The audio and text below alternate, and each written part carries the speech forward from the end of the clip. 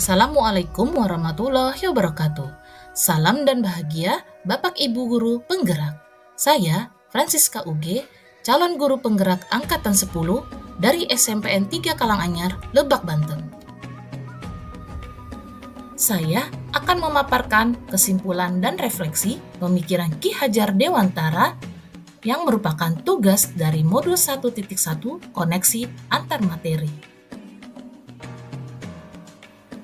Pada modul 1.1, Ki Hajar Dewantara mengungkapkan bahwa tujuan pendidikan adalah menuntun, bukan menuntut.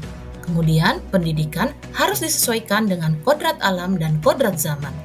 Pendidikan juga harus berpihak pada anak. Lalu, trilogi Ki Hajar Dewantara tentang peran guru sebagai among pendidikan, yaitu Ingarso Suntulodo, Imadia Mangunkarso, Tuturi Handayani.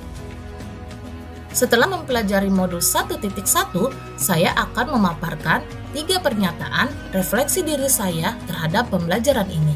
Pertama, apa yang saya percaya tentang murid dan pembelajaran di kelas sebelum saya mempelajari modul 1.1. Kedua, apa yang berubah dari pemikiran atau perilaku saya setelah mempelajari modul 1.1. Ketiga, apa yang dapat segera saya terapkan lebih baik agar kelas saya mencerminkan pemikiran Ki Hajar Dewantara. Sebelum mempelajari modul 1.1, saya percaya murid dan pembelajaran di kelas yaitu 1. Harus berpusat pada guru. 2.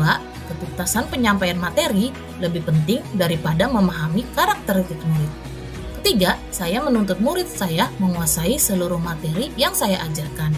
Keempat, murid mempunyai kebutuhan dan minat yang sama. Kelima, pembelajaran budi pekerti hanya difokuskan pada pembelajaran agama dan PPKN. Keenam, menurut saya, murid tidak menulis, maka tidak belajar. Setelah mempelajari modul 1.1, hal yang berubah dari pemikiran atau perilaku saya yaitu perubahan pemikiran. Pertama, pendidikan berpusat pada murid. Kedua, setiap murid memiliki karakteristik unik yang berbeda-beda. Ketiga, ketercapaian belajar bagi setiap murid juga berbeda. Keempat, semua pelajaran harus diintegrasikan dengan budi pekerti.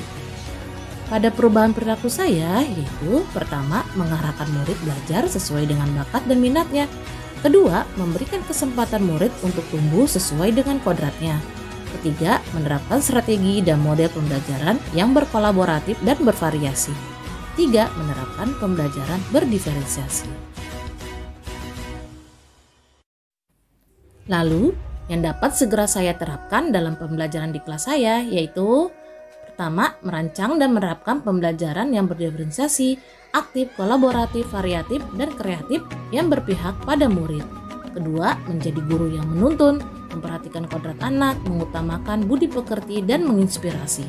Terakhir, ketiga, mengenali karakter dan latar belakang murid dengan menjalin komunikasi yang baik. Kesimpulan dari 3 refleksi diri saya pada modul 1.1 ini yaitu pendidikan adalah menuntun anak sesuai dengan bakat dan minatnya. Lalu saat mereka memperoleh pendidikan, mereka harus memperoleh kemerdekaan lahir dan batin.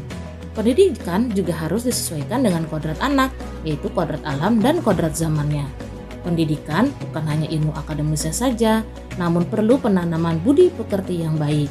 Terakhir, pendidikan sejatinya adalah berhamba pada anak, di mana guru memfokuskan pendidikan pada kebutuhan, keinginan, dan potensi individu setiap anak, agar anak terlibat secara aktif dalam proses pembelajaran dan mengembangkan keterampilan dan pengetahuan mereka secara mandiri, serta memperoleh pengalaman belajar yang nyaman dan menyenangkan. Demikian hasil kesimpulan dan refleksi diri saya pada materi modul 1.1 ini. Terima kasih telah menyaksikan video ini. Salam dan bahagia. Wassalamualaikum warahmatullahi wabarakatuh.